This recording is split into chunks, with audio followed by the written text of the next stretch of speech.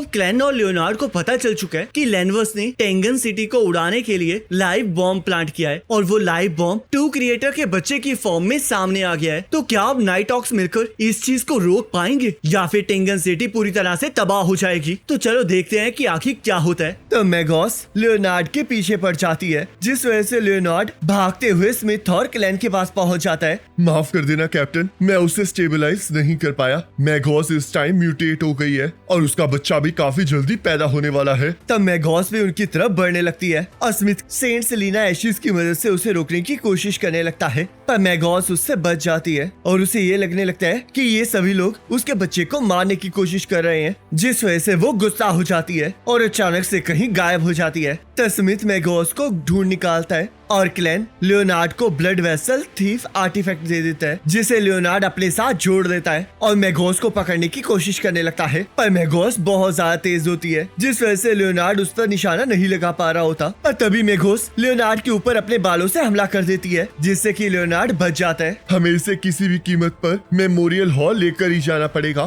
क्योंकि तभी हम बच सकते हैं। तब सभी लोग मेमोरियल हॉल की तरफ बढ़ने लगते हैं और मैगोस भी उनके पीछे पीछे उन पर हमला करने लगती है। तब स्मिथ उसके हमले को रोकने की कोशिश करने लगता है, पर वो फेल हो जाता है। तब लियोनार्ड मैगोस को पकड़ने की कोशिश करने लगता है, पर मैगोस उसके चंगुल से छूटकर स्मिथ पर हमला कर देती है। तब यहाँ क्लैन रिचुअल मैजिक को परफॉर्म करने लगता है और एवरनाइट गॉडेस से ये दुआ करने लगता है कि वो इविल गॉड के बच्चे और मैगोस के एक्शंस को कम कर सके, जिस वजह से मैगोस एक जगह पर कैद होने लगती है और लियोनार्ड भी ब्लड वेसल थीफ आर्टिफैक्ट से मैगोस पर हमला कर देता है ताकि उसकी पावर कम हो जाए। पर मैगोस बहुत ज्यादा पावरफुल हो चुकी होती है, जिस वजह से वो क्लैन के रिचुअल मैजिक को तोड़ देती है और उसे दूर फेंक देती है। तब स्मिथ सेंट सेलिना एशिस से मैगोस पर हमला करने लगता है, जिसका एहसास मैगोस को भी हो जाता है और वो स्मिथ पर हमला कर देती है, पर स्मिथ साइड हो जाता है, जिस वजह से मैगोस मेमोरियल हॉल पहुंच जाती है और वहाँ पर एवरनाइट गॉडेस की पावर उसे सप्रेस करने लगती है, जिस वजह से वहाँ पर एक जोरदार धमाका होता है और स्मिथ की कान और आंख में से खून निकलने लगता है। तब सभी लोग मैगोस की तरफ जाने लगते हैं, पर स्मिथ उन्हें रोक लेता है। पहले मैं उस बच्चे को रोकने की कोशिश करूंगा और उसके 10 सेकंड बाद तुम लोग उस पर हमला करना। चलो अब 10 तक काउंट करो और यही मेरा ऑर्डर है। मेरे बारे में चिंता मत करो, क्योंकि हम टिंगन की सुरक्षा कर रहे हैं और यहाँ पर जितने भी लोगों की यादें हैं वो हमारे साथ हैं। तब क्लैन और लियोनार्ड गिनती गिनना स्टार्ट कर देते हैं और मैगोस अपने बच्चे को बचाने के लिए और भी ज्यादा पागल होने लगती है, जिस वजह से वो सब कुछ तबाह करने लगती है और स्मिथ उसे रोकने के लिए सेंट सेलिना एशिस की पावर को पूरी तरह से यूज करने लगता है, जिससे कि वो मैगोस को बांधना स्टार्ट कर देता है और मैगोस अपनी पूरी ताकत लगा के उस चीज से छूटने की कोशिश कर रही होती है। तब मैगोस स्मिथ पर हमला कर देती है, जिससे कि स्मिथ जख्मी हो जाता है और 10 सेकंड खत्म होते ही क्लैन और लियोनार्ड मैगोस की तरफ बढ़ने लगते हैं। तब क्लैन म्यूटेटेड सन सेक्रेट एम्बेलम से बनाए हुए चार्म को यूज करने लगता है, जिसका असर मैगोस पर होने लग जाता है और वो जलना शुरू हो जाती है और अचानक से वहाँ से गायब हो जाती है। तब सभी को लगता है कि सब कुछ खत्म हो चुका है, पर तभी क्लैन के ऊपर हमला हो जाता है, जिससे कि उसकी चेस्ट और दिल के ऊपर एक कट लग जाता है। तब मैगोस फिर से क्लैन पर हमला करने लगती है, पर लियोनार्ड उसे रोकने लगता है। तब मैगोस खुद को आजाद कर लेती है और यहाँ हम देखते हैं कि चर्च की तरफ से भेजा हुआ एक बंदा वहाँ पर आ जाता है। तब यहाँ मैगोस लियोनार्ड पर हमला करना स्टार्ट कर देती है, जिससे लियोनार्ड बचने की कोशिश कर रहा होता है। तब मैगोस उस पर हमला करने में कामयाब हो जाती है और वो नीचे गिर जाता है। तब क्लैन ने भी अपने घाव को हील कर लिया होता है और वो फिर से सन चार्म को यूज करने लगता है, पर मैगोस उसे रोक देती है और उस पर हमला करने लगती है, जिससे क्लैन बचते हुए मैगोस के पास पहुंच जाता है और अपने कार्ड से उस पर हमला कर देता है, पर मैगोस उस पर हमला करने में कामयाब हो जाती है। तब स्मिथ फिर से उठ खड़ा होता है और अपनी नाइटमेयर की पावर से उसे पकड़ लेता है, जिससे कि क्लैन को एहसास होता है कि उसके ऊपर जो मैगोस ने हमला किया था वो बस एक इल्यूजन था। तब स्मिथ अपनी और भी पावर का इस्तेमाल करने लगता है और क्लैन भी अपने सन चार्म का इस्तेमाल करने जाने लगता है, पर तभी उसे इविल गॉड के बच्चे के रोने की आवाज सुनाई देने लगती है, जिस वजह से उसकी आंखों से खून निकलने लगता है और मैगोस स्मिथ और क्लैन पर हमला करके उन्हें दूर फेंक देती है। तब इविल गॉड के बच्चे बच्चे के जन्म लेने का टाइम हो जाता है, जिस वजह से आसमान में जोर जोर से बिजली चमकनी स्टार्ट हो जाती है। और यहाँ रोज़ैन नाइट ऑक्स के लिए दुआ मांगने लगती है। तब हम आसमान में हैंगडमैन पाथवे के ट्रू क्रिएटर को देखते हैं और यहाँ पर कोई भी हिल नहीं पा रहा होता। तब स्मिथ हिम्मत करके फिर से खड़ा हो जाता है और यहाँ क्लेन काफी कोशिश के बावजूद भी अपने आप को खड़ा नहीं कर पा रहा होता। तब स्मिथ अपने दिल को बाहर निकाल लेता है और उसे उस बॉक्स के अंदर डाल देता है जिसके अंदर सेंट सेलिना एशेज होती हैं।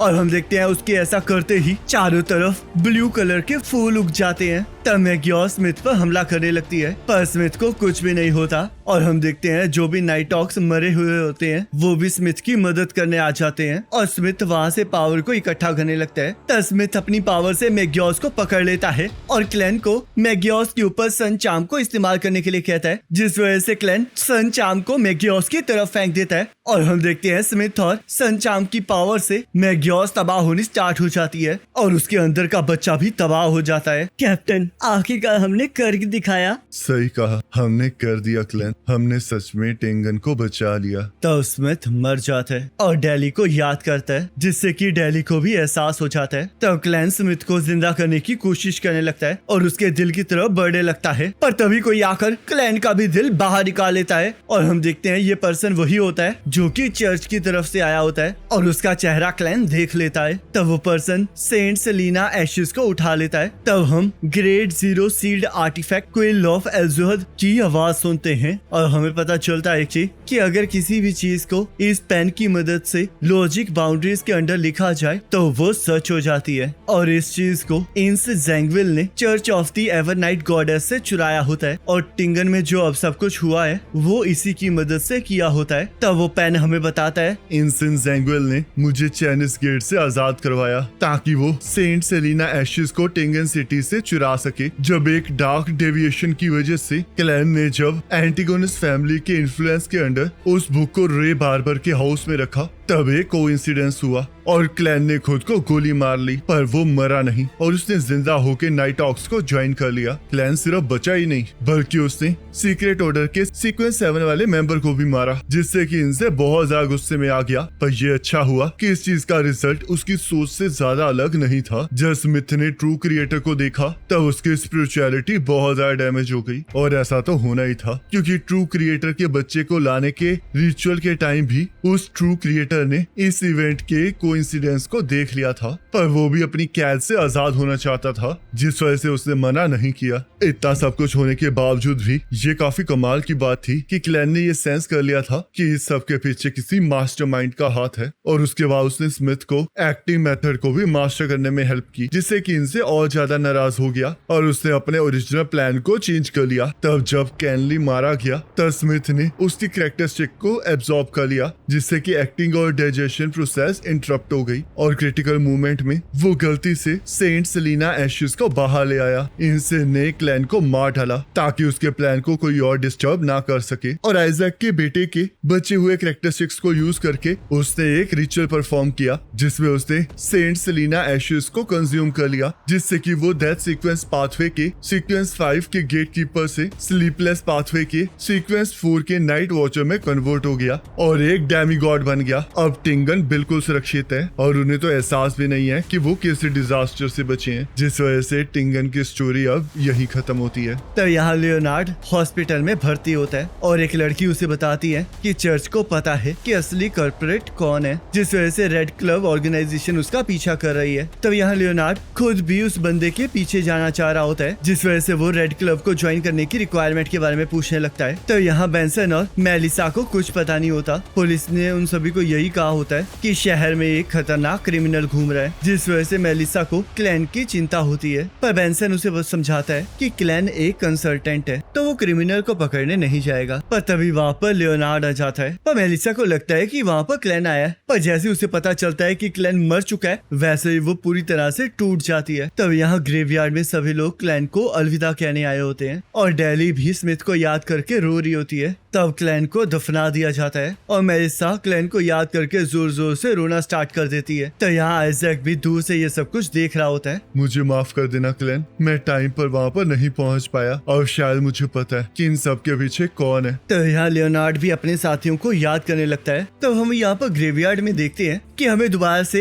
हॉर्नेक के शब्द सुनाई देने लगता है और क्लैन की ग्रेव में से ग्रे फॉग बाहर आने लगती है, जिसमें से एक हाथ बाहर आता है। तब क्लैन फिर से ग्रे फॉग की दुनिया में चला जाता है और हम देखते हैं उसका हार्ट भी दोबारा से रीजनरेट हो जाता है। तब क्लैन ग्रे फॉग की टूटी हुई दुनिया को दोबारा से ठीक कर देता है। आखिरकार मैं हूँ क्या मैं एक इविल स्पिरिट हूँ जो कि बस अपना बदला लेने वापिस आई है? तो इन सब के पीछे इनसे जेंगुएल का हाथ है और ये सब कुछ सील्ड आर्टिफैक्ट क्विल ऑफ एल्जहुड की वजह से हुआ है। तो इसका मतलब अगर इससे कुछ भी लिखा जाए वो होकर रहता है? नहीं, पक्का इसमें कोई ना कोई रिस्ट्रिक्शन जरूर होगी। इनसे का गोल सेंट सेलिना एशिस को हासिल करना था, ना कि मुझे मारना। तब क्लैन अपनी डेफिनेशन की मदद से इनसे और लैंडवर्स की लोकेशन को ढूंढने लगता है और साथ में उस उम्मीद को ढूंढने लगता है जिससे कि वो और ज्यादा पावरफुल हो सके, जिसका उसे एक ही जवाब मिलता है कि उसे अब बैकलैंड जाना होगा। तब यहाँ क्लैन स्मिथ की ग्रेवयार्ड पर उससे मिलने आ जाता है और उसके लिए दुआ करके अपने भाई और बहन को देखने चला जाता है, जिसका एहसास मेलिसा को हो जाता है। पर उसे लगता है कि शायद उसे बस वहम हुआ है और क्लैन चाह कर भी उनसे नहीं मिल पा रहा होता। तब बेंसन और मेलिसा शॉपिंग करने चले जाते हैं, जहाँ पर उनके आसपास मैजिक होने लगता है और हम देखते हैं क्लैन जोकर बन के अपनी बहन को खुश करने आया होता है। तब हम एक ईस्टर एग देखते हैं जहाँ पर हमें लियोन किंगडम की